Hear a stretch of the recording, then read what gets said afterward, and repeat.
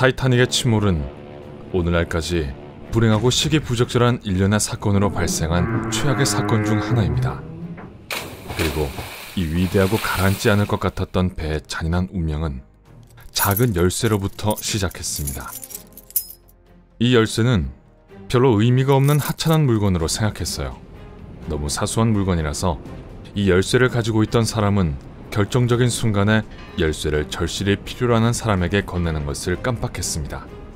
그 남자는 37세 데이비드 블레어였고, 그는 모든 감시용 쌍안경이 보관되어 있는 잠겨진 캐비닛의 열쇠를 갖고 있었습니다.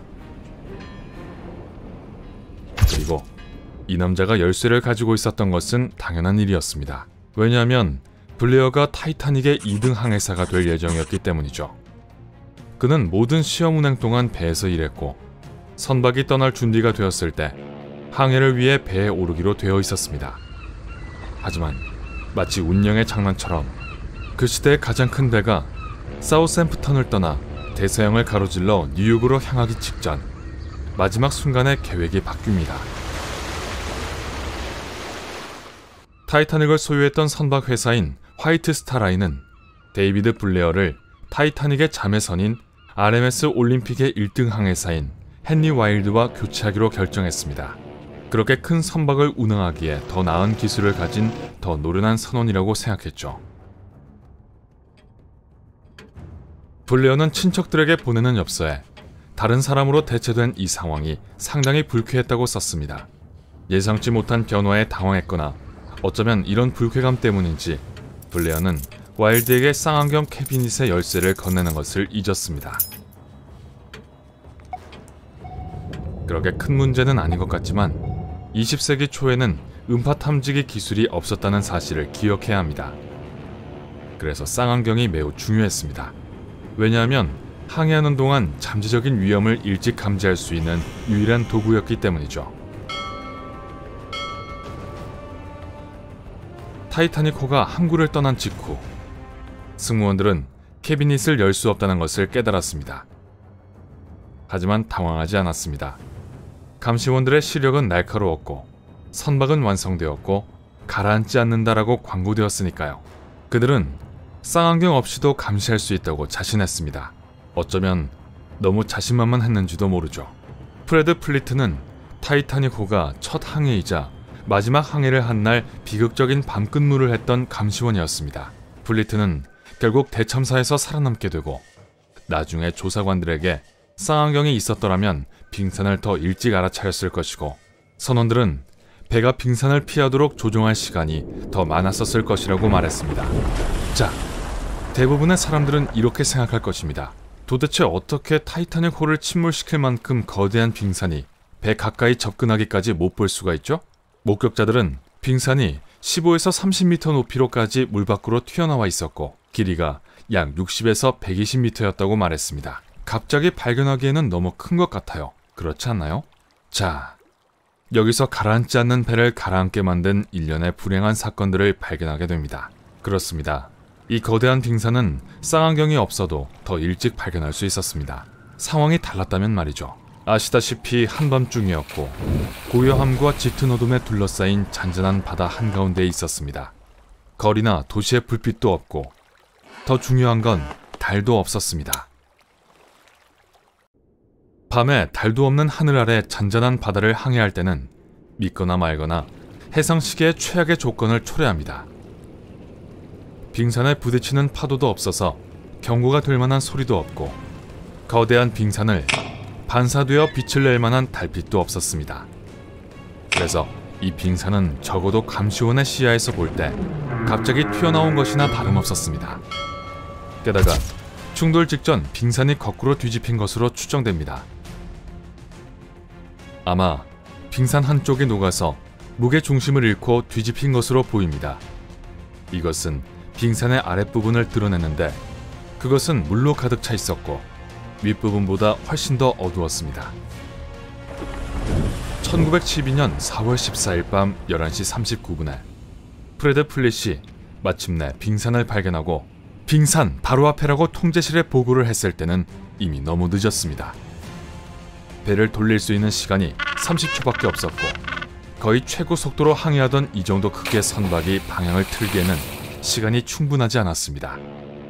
거기서 또 다른 문제에 직면하게 됩니다. 바로 빙산을 돌아가기로 한 결정입니다. 1등 항해사 윌리엄 머독이 결정을 내렸지만 아마 빙산의 정면으로 충돌하는 게 더 나았을지도 모릅니다. 놀랍게도 결과는 덜 비참했을 수도 있었거든요. 물론 뱃머리는 부서지고 앞쪽 선실의 선원들과 승객들 중 일부는 살아남지 못했을 것입니다. 하지만 2개의 방수칸만 물에 잠겼을 거예요. 그런 종류의 피해라면 타이타닉호는 다른 배들이 도착해서 나머지 승객과 승무원을 구조할 때까지 충분히 오랫동안 떠 있을 수 있었을 것입니다.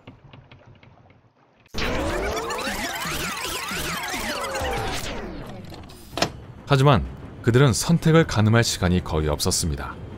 밤 11시 40분, 46,000톤의 배가 북대서양 차가운 물에서 빙산과 충돌했습니다. 선박의 오른쪽이 빙산에 91m나 긁히고 선체는 찌그러지고 이음새가 부서지고 물은 손상된 칸으로 들이쳤습니다.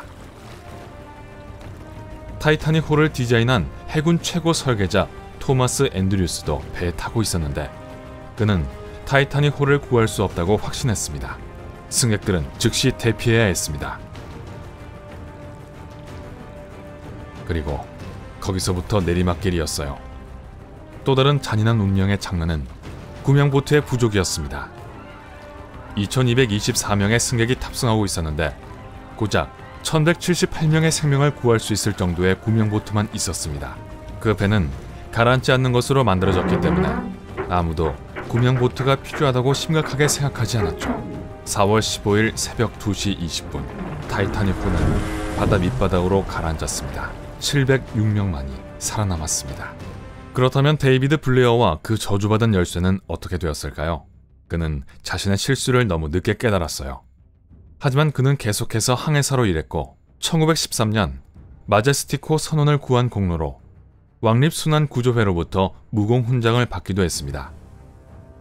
그 배의 1등 항해사였던 블레어는 한 남자가 물에 빠지자 물속으로 뛰어들었습니다. 비록 그를 구출하기 위해 보내진 구명정이 먼저 그 남자를 구했지만 블레어는 그의 자기 희생적인 행동으로 칭송을 받았습니다. 그 악명 높은 열쇠는 자신이 기적적으로 피했던 비극을 기억하기 위해 오랫동안 그가 간직했습니다. 그러고 나서 그는 딸 낸시에게 그것을 물려주었습니다. 1980년에 그녀는 그것을 국제선박협회에게 주었지만 나중에 헨리 올드리지 앤 선의 경매에서 팔리게 됩니다. 경매인은 그것이 배에서 나온 가장 귀중한 유물 중 하나였다고 말했습니다. 그리고 그의 말이 옳은 것 같습니다. 이 열쇠가 타이타닉호에 있었더라면 역사를 완전히 바꿔놓았을 수도 있고 타이타닉호를 구할 수 있었을지도 모릅니다. 열쇠는 2007년 78,000파운드에 팔렸는데 현 시세로 따지면 약 1억 3,500만 원 정도가 될 것입니다. 이 열쇠는 타이타닉호의 7번째로 비싼 유물이 되었습니다.